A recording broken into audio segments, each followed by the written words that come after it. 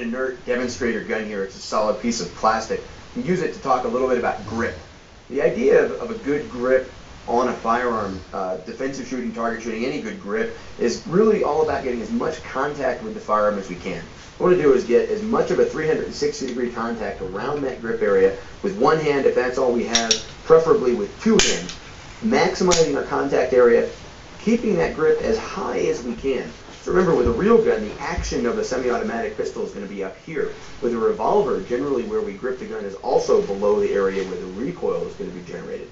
So if we hold the gun very low, as that slide comes back or as that recoil is generated by the firearm, we end up with a gun that flops around a great deal.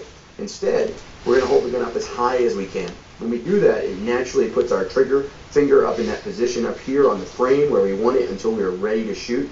It allows us to wrap our other fingers around the gun up as high as we can against that trigger guard. In the back, of course, right here in the web of our hand, it's up high on the grip, as high as it can be without interfering with the action of a semi-automatic pistol or coming up over the top of a revolver. I'm going to have Jeremiah join us now in this demonstration with his firearm.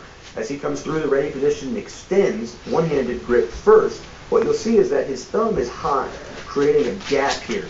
That gap is exactly where we want to lay the meat of the other hand in against the gun so that our thumbs are layered. What you're seeing here is the maximum amount of contact possible. If the thumbs were crossed in any way, for instance underneath, now all of a sudden there's a big gap in here, but underneath of this hand where it's being pushed off of the gun. If we rotate the gun a little bit this way, you can see how that pushes that support hand off the gun. Rotate the thumbs around and cross them the other way, and once again it pulls this hand down to rotate the gun back up, and you can see it doesn't give us as much support up here on the top of the gun as we'd like to have. So we're going to go back to the proper grip, which is layered thumbs. The fingers wrap around the front, remove again, and come back up. Placing it in, the fingers wrap around the front parallel with the existing fingers on the hand. So that as the support hand comes in, it's again high up against the trigger guard, and we have those fingers wrap around just like that. Guns in high compressed ready, guns out extended, one-handed grip while we're doing reloads and everything else. Back to the ready position, that's where we want to be. It's also important to note that when we're going to the holster, when we reach down to initiate that holster presentation, we get as much of that good firing grip as we can.